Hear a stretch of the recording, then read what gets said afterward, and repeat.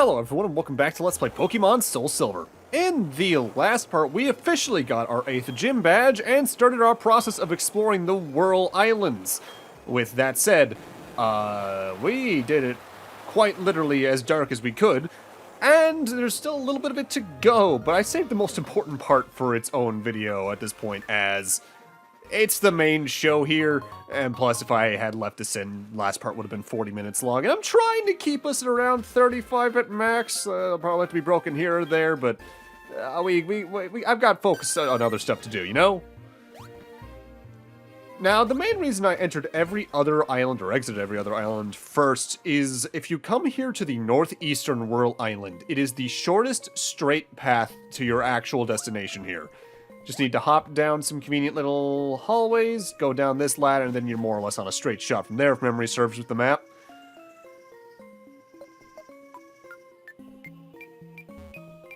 Is it worth going for every single one of these hidden items? No, but it's at least a good way to get a high amount of things like revives. Now, one thing I actually completely forgot about, we'll go over it in a few moments. I would actually, before you come down here and go through all this, recommend going west of Cianwood on the new route they added for Heart Gold, SoulSilver, as you'll eventually find yourself in a shop on that route. And that shop actually sells a type of Pokeball I forgot you could buy in this game outright, instead of just getting it from the Goldenrod department store lottery. And it's a Pokeball that can be pretty good for what's going to happen down here. At least compared to even an Ultra Ball. Ultra Balls might be more reliable in terms of price overall, but still. Well, howdy there. That thing you have. You have found it. Please go ahead. If you try to come down here before having the Silver Wing, you will not be able to get past this NPC. And we're getting close to the bottom here, because that's the Waterfall Basin. But hey, we at least found a rare candy as well. I am saving more or less all my rare candies for right before the end of the game. Just to try and use them as equally on my team as I can. As by that point, everyone else will be pretty set into their roles, and it'll just be to help gain their extra stats. Save on up, because we're coming up on Cutscene Town. Or at least the closest thing to Cutscene Town a Pokemon RPG tends to have prior to, like, Gen 7. Gen 6 sort of has a couple of, like, actual cutscene moments as well now, I think, but so does Gen 5, but Gen 7's camera and its cutscenes definitely make them feel a little longer than they actually are. Because, my lord, that camera is slow. Well, hello there. That's right. This is where we welcome Lugia. When the dance we practiced many days becomes one with the sound of the tidal bell we entrusted with you, then Lugia shall come out from deep within the Waterfall Basin.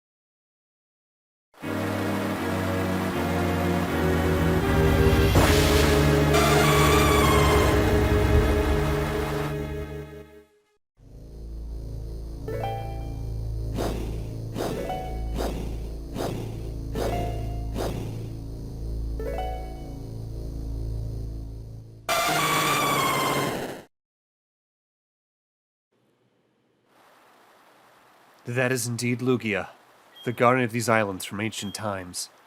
So many have tried again and again, only to fail. Kyle, your heart in complete harmony with the tidal bell has finally allowed it to appear. Kyle, don't you see? Lugia, I must have been waiting for someone like you all this time. Wouldn't you agree? This is all we can do for you. What you do now is entirely up to you. And thus, we've found ourselves at our legendary encounter before they actually started being story important. That didn't start until Gen 3, more or less. Save on up, make sure you have someone who's good against certain types in front, and prepare for a fight.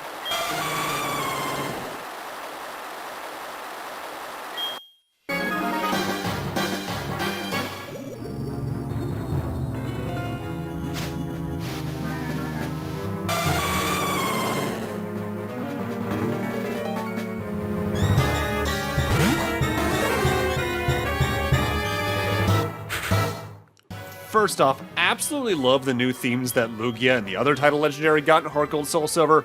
I think I prefer the other one a little more because this one gets a little samey pretty quickly, but still fantastic.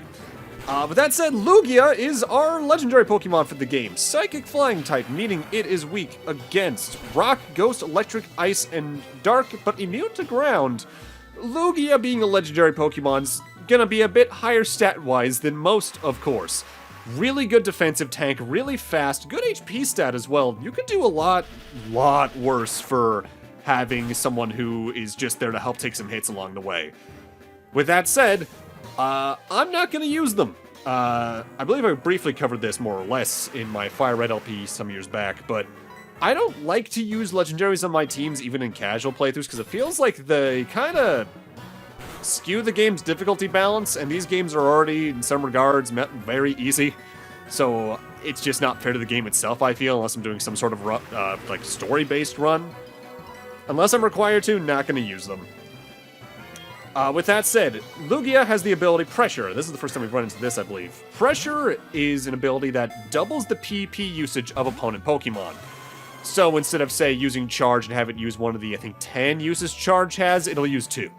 So, legendary fights, because of that, can be a little bit of a war of attrition of saving and resetting if you run out of ways to damage them, if you're trying to take them out at all. You can knock out legendary Pokemon, and at some point, they do respawn. It's usually after beating the champion, in most cases. Although some games it's a little different. Sometimes they don't respawn. It just depends on the game, really.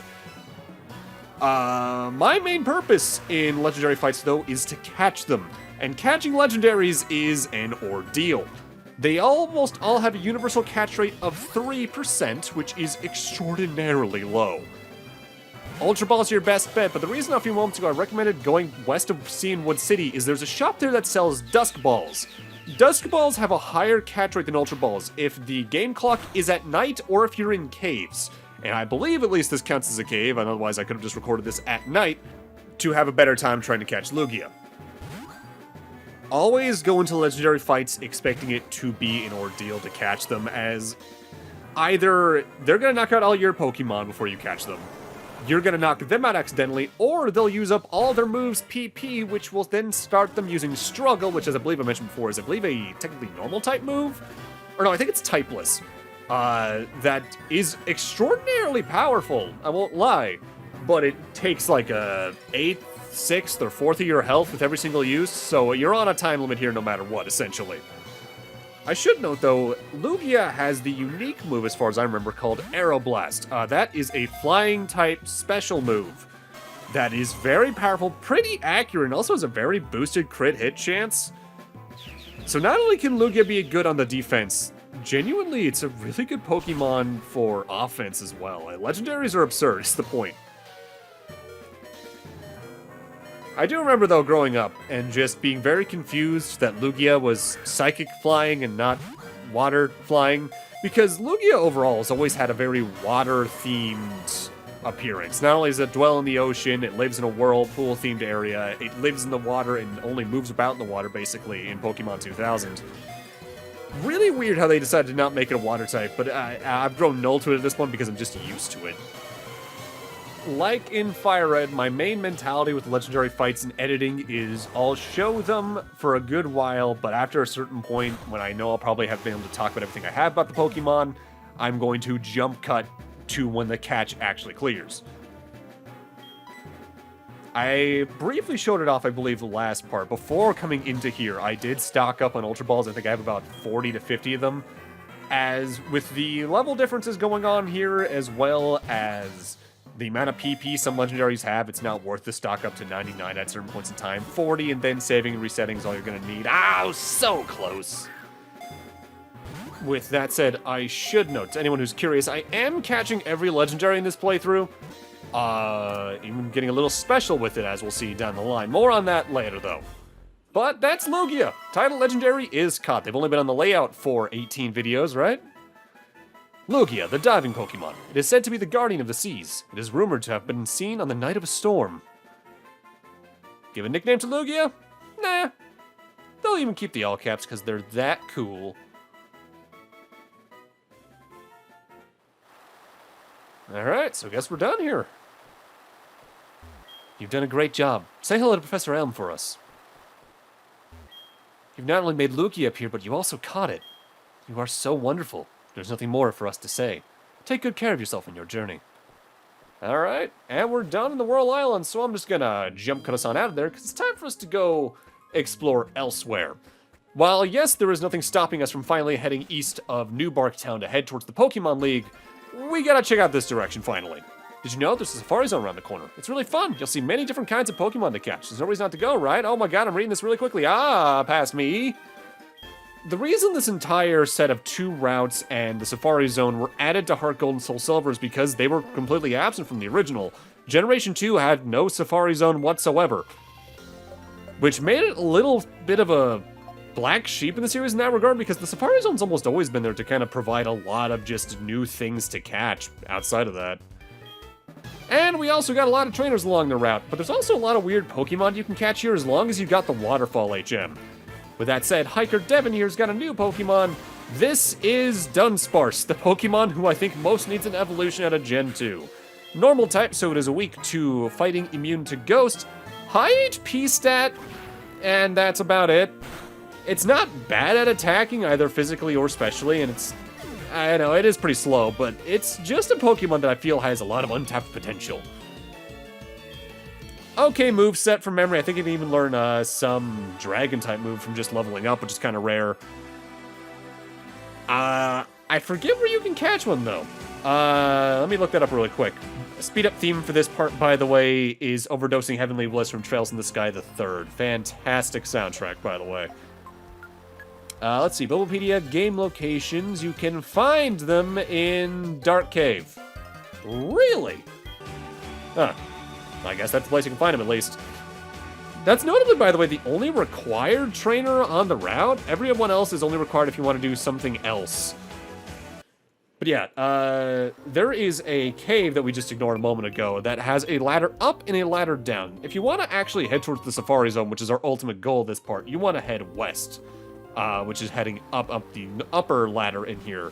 But going down the east ladder, which takes us downstairs, allows us to access 2 waterfalls that we can now climb since Graham's in my party. On top of that, there's something else you'll be able to access down the road that'll allow you.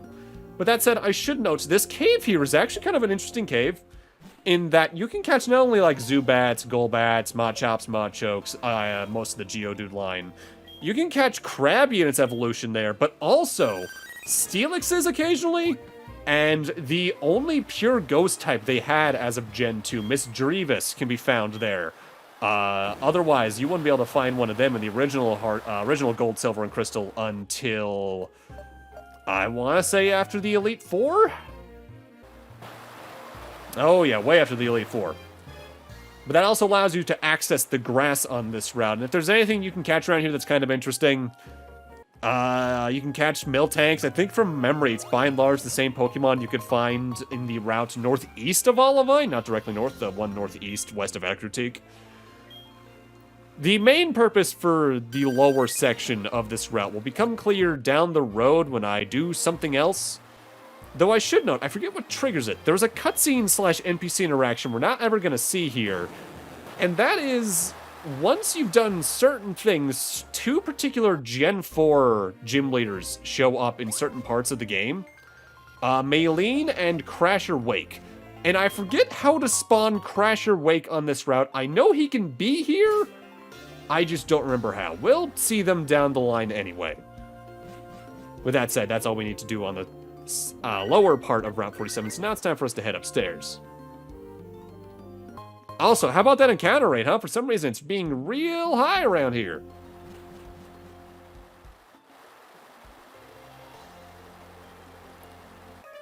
I love the song here, by the way. I forget where else this plays in the game. In fact, usually I never remember what route themes are attributed to where in any Pokemon game. Like, there's usually like 5 or 6 route themes they sort of alternate between in sequence. But I'll never remember what plays where in whichever Pokemon game. The area themes that tend to stick out to me most in Pokemon are usually the town themes. Lagging Tail, I believe, makes it so that you'll always go second in battle. I want to say it's like the inverse Quick Law. Hello, optional double battle. Oh, I guess I forgot to cut this one out. Well, shit. Hello, Definetta, how are you? Oh. Oh. Oh my. It's a sex joke. And now we're on Route 48, which is exactly 1 screen big. I don't even remember if this has any noteworthy Pokemon on it. Looking at charts. Oh, no, there is. Vulpixes and Growlithes for one thing, depending on your version, but you can also catch Tauros here and Girafarig. Girafarig, I think you can usually find somewhere else. I don't remember where offhand. With that said, welcome to the Safari Zone Gate, a little owned town dedicated to the Safari Zone. And you can buy some items here that can be pretty helpful, such as the stat-raising items with actual money instead of having to use other currencies. But over here on the west, you can buy items from this particular NPC over here, and this is where you can buy some of the Pokeballs that you can't buy normally at stores. Here in Heart Gold SoulSilver, such as the Dusk Ball, 3 times catch rate a night, Nest Ball, which works better against lower level Pokemon, and Quick Ball, which is better at the start of battle. The Dusk Ball is the one that's really worth it there because you can guarantee it to be nighttime in basically every single legendary encounter. The other ones are more dependent on what you're trying to catch. With that said, as a kid I was very confused on why there was a Pokemon Center here because there's no battles you do here normally. The only ones you'll get into are the ones on the way here. It took me growing up to go, oh, they just wanted you to have a fast travel point here, because this is the only Safari Zone in the city series, barring the Hoenn one from memory, that is outside of a town. Most of the other Safari Zones are just outright in a town, or otherwise have some sort of fast travel point to get to them. There's nothing important in the Pokemon Center, it's just here to have you get here more fast. Quickly, not more fast. This isn't Sonic memes. With that said, let's now head into the Safari Zone and see what Balba wants with us here. Howdy, Balba. Hi, I've been waiting for you. What do you think? This is a brand new Safari Zone. By the way, I just had an idea. Would you like to take the owner aptitude test? I guess sure. Right on, let me explain how the test works. It's very easy. All you have to do is catch 1 Geodude at the Safari and show it to me. They're in the grass closest to the entrance. It shouldn't take long before you catch one. Good luck! Alright, so now we're free to go into the Safari Zone. This one works a little bit differently than most Safari Zones up to this point in the series. As while we're still able to roam about and catch the Pokemon that are in the individual portions of it, you don't have a step count limit. This time your limits are your own time, basically. You only leave either of your own volition or after you've run out of 30 Safari Balls. And even then, there is a weird difference in this place in that depending on your save file, you might start with a different layout than me. There are 10 different default layouts of the 6 environments within the Safari Zone. There are 12 different environments you can get, but I believe with the starting layouts you can only get up to 11 of them. I believe the desert one in particular is just never used. Usually I believe the plains, or not the plains, the peak where we are right now is where you can find Geodudes. I believe that's one that's always there no matter what. Combat's a little different in a Safari Zone because you don't actually fight the Pokemon. You only have 4 options: running away, throwing a Safari Ball, throwing some bait, or throwing some mud. The Safari Balls themselves are about the same catch rate as I believe a Great Ball, roughly 1.5 times. Throwing bait makes the Pokemon less likely to run away, but their catch rate decreases. Throwing mud makes them easier to catch, but they're more likely to run away. For right now, we're looking for Geodudes here in the peak area, and for Pokemon you can find here in the peak, you can either find Geodudes, Gravelers, Magnemites, Magnetons, Magmars, and Wobbuffets. In the desert, which I believe is the one you can never get on a first run of this area, you can find Fearos, Sandshrews, Sandslashes, Cubones, and Marowaks. In the plains, you can find Rattatas, Raticates, Abras, Giraffarigs, Stantlers, or Smeargle, a Pokemon that's rather unique, and we'll talk about that the next time we're here, if we don't run into one. I forget if we do. In the meadows, you can find Clefairies, Jigglypuffs, Merrills, Hoppips, Skiplumes, Sunkerns, and Whoopers, but those areas also you can swim in. You can find Magikarps, Merrills, Whoopers, and if you fish, Poliwags, Magikarps, Poliwhirls as well, I believe. In the forest, you can find Pidgeys, Bellsprouts, Ghastlies, Haunters, Mr. Mimes, and Misdreavuses. In the swamp, you can find Jigglypuffs, Paris, Drowsies, Hypnos, Sentrets, and Murkrows. If you're surfing, you can find Goldines and Magikarps. Usual Magikarp, Goldines, and I think Dratini's if you fish there. Marshlands, you can find Ekans, Arbok, Oddish, Gloom, Grimer, Coughing, Weezings, and Whoopers. Poliwags, Grimers, and Whoopers if you're surfing. And if you're fishing, Poliwags, Magikarps, Poliwhirls, I think a Gyarados here and there. Mountains, you can find Rattatas, Raticates, Zubats, Golbats, Magnetons, Lickitungs, and extraordinarily rarely, Larvitars. That Pokemon can turn into one of the pseudo-legendaries, stat-wise, so that could be worth finding. It's just a rare chance that you can only find, I believe, during morning and day. Rocky beaches, you can find Zubats, Slowpokes, Slowbros, Doduos, and Krabbies. If you're surfing, you can find Poliwags, Poliwhirls, Laprases, and Magikarps. Fishing can net you Krabbies, Goldines, Magikarps, Kinglers occasionally, and some Sea Kings. Wastelands can find you Fearos, Machops, Machokes, Magnemites, Onyxes, and the occasional Kangaskhan. The Savannah can give you Nidoran, both of them, Nidorino and Nidorinas, Zubats, Golbats, Rhyhorns, and occasionally Tauroses. That's especially a very good tanky Pokemon if you're looking for one of those. In the wetlands, you can find Spearows, Psyducks, Golducks, Farfetch'd, Dittos, Sentrets, Whoopers, and Quagsires. If you're surfing those areas, you can find Psyduck, Poliwag, Whooper, or Quagsires. Fishing gives you more or less just Poliwags and Magikarps. There are other Pokemon every single area can have, but that requires sort of evolving the Safari Zone itself, which you can't do until you've actively completed the initial challenge here in the Safari Zone, where you need to catch a Geodude. By and large, my mentality here is just to show off every single area, show off a Pokemon once or twice within them, and then move on to catching Pokemon with some jump cuts.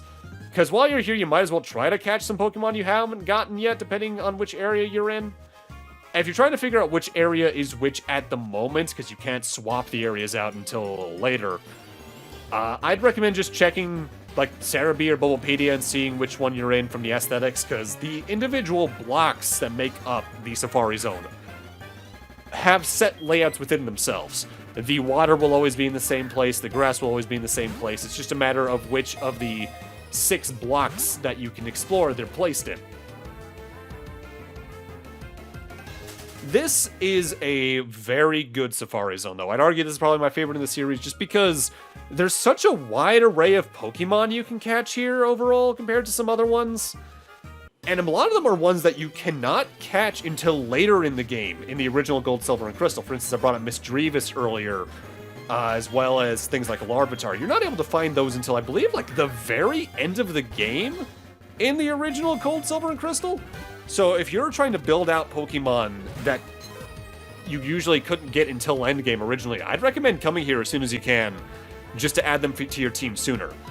Could it take some more time? Maybe, but I'd say if you're trying to build up a specific team from the start, like maybe having a Misdreavus in your team for a Ghost type instead of like the Ghastly line, it's very worth doing. The biggest pain in the ass is that there's also a lot of Pokemon you just can't access in the Safari Zone depending on A, your initial layout that you get by complete luck, but also because the areas can be evolved and you need to wait for that. And if there's Pokemon you want that you can only get by evolving the areas, so quote unquote, you're gonna be waiting for a while there. I will say though, I do kind of miss the Safari Zone, because even as someone who was never super focused on catching all the Pokemon too much, barring when I originally played Heart Gold and Soul Silver and I did complete the Pokedex, I always appreciated just having this one little area to the side that had a bunch of rare Pokemon in it. You just had to get lucky to find them. I guess in a way, nowadays, the main mechanics of Pokemon have expanded to sort of be a Safari Zone in and of themselves, as the wild area is basically just a game-wide Safari Zone. Arceus's open worlds are basically minor Safari Zones in themselves, and the Paldea region's probably going to function more or less like that anyway. It's a little weird, but I at least appreciate that in a way the spirit's kind of been kept. Looking back though, Unova, Kalos, and Alola definitely feel a little bit weird without them. But depending on who you talk to, those games all feel weird in different ways anyway, because Pokemon being the multimedia giant it is, you're gonna get a lot of different opinions. Like, I know I disagree with a lot of my friends even. For instance, my friends Quail and Anthem. As they're both big fans of the original Gen 4, I'm not. I mostly prefer Pokemon, as I more or less talked about this before, and I'll get back into this in the credits. I really do prefer Pokemon from Gen 5 Beyond structurally, as the more linear routes, I believe, led to better level curves. But if you like the more open-ended-ish, can go 3 places at one particular point in the plot stuff, hey, that's more power to you. This particular area is where I spent a lot of time in recording, by the way, because I wanted one of those Larvitars to show up, but it just never did. In this session, probably because it becomes nighttime, and that is something you also have to keep in mind when it comes to the Safari Zone. Pokemon still have morning, day, and night slots here, so some things like Misdreavus might only show up at nighttime, whereas things like Larvitar will only be there during the morning and day. So you might need to time when you play the game, or change your DS's clock, I guess, in order to avoid that. And I believe there are some things the game will actively punish you for changing the clock for, but other things it won't. I think if memory serves, main Gen 4 was more punishing for doing that than Heart Gold Soul Silver is. And Gen 5 I'm a little bit in the vague on the memory on if that punished you at all for doing it, like on being unable to use certain mechanics until like the next day rolled around. It is funny thinking back though, because Pokemon's also how I definitely first experienced what a time zone was. Because around 2007 through 9, somewhere in there, we took a family trip down to Tucson, Arizona. My dad was doing a business trip there, but for the rest of the family, it was just a vacation. I remember that was when I first experienced over 100-degree weather. It was like 112 degrees on one of the days we were there, and I was dying, basically. But I didn't change my DS's clock. But since I was playing, I believe it was Platinum at that point, it may have been Diamond, I was able to go do either Pal Park stuff or the Berry guy on that one route 3 hours earlier because of where we were in Arizona. When it was midnight back home in New England, it was 9 o'clock over in Tucson. And as a kid, that blew my mind.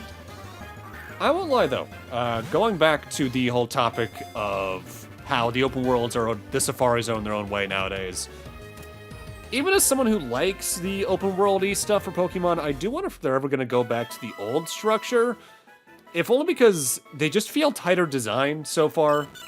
Like, the wild area was clearly an experiment that was meant for something that wasn't the Switch initially. And Arceus is really cool, but I don't feel like every game should have that focus on experimenting with the Pokemon, at least in that regard. Like, see them use this move 15 times. Catch 3 that are larger than normal size. Things like that. That's cool for what Arceus was, but for Scarlet and Violet, I hope they tone that down a bit. Which, even then, I still don't know if they're going to, as they've only briefly talked about there being 3 different story campaigns in that, and God knows what that's going to mean at this point. And by the time this gets released, I'm realizing we might not even know yet, as my backlog is not as deep as I thought it was. For some reason, I thought Resident Evil would end at the very end of October, but now it's looking like it'll be within the week before the end of October, so this will be coming out within a short while after it's being recorded, because it is currently September 3rd, which means this is the closest I've cut it to recording something and uploading it in some time, honestly. Which, as I brought up in an update video actually a few months back, very end of 2021-ish, Once my backlog's up, its videos will be done, uploaded when they are done. So the end of this LP might be like some of the first instances of that, depending on the rate I get through it. But that's the end of the Safari Zone for now. We'll be exploring this area down the line in more depth. The really annoying thing, by the way, we caught the Geodude while we were in there. We need to have it in our party for him to count, and it needs to be, I believe, in the first slot, maybe even. So after I struggled to go, what's going on? I have to go back and get it. Oh, you can also do Safari Zone Link, which I believe allows you to download other people's layouts eventually, but I can't do that, so we're not bothering. Oh, wonderful. You've caught a Geodude. You've passed the first test. Huh? Didn't I tell you that there are 2 tests? That's right. Becoming an owner's not that easy. The second test is... well, I'm still preparing for it. I'll let you know once it's ready. You need to wait just a little. I'll call you with that Pokegear. He doesn't call you for the second test until 3 in-game hours have passed, so the game needs to be running for at least 3 more hours before he'll call us again. For now, let's go say hi to Professor L. Good job! That egg appeared to be rare has brought you so much trouble, I guess. The Komodo girl said something about me? I don't have anything to do with it. You made up your mind yourself and went through with your decision. Having achieved such a thing, you should be able to take on the Pokemon League now. You should head for the Indigo Plateau. Do you know how to get there? Follow Route 27 to reach Route 26. Once you get there, go straight north. Alright. But with that, I'm going to need to end this off here. Thank you guys for watching, and in part 19, we start on our way to the Pokemon League, finally. See you guys then.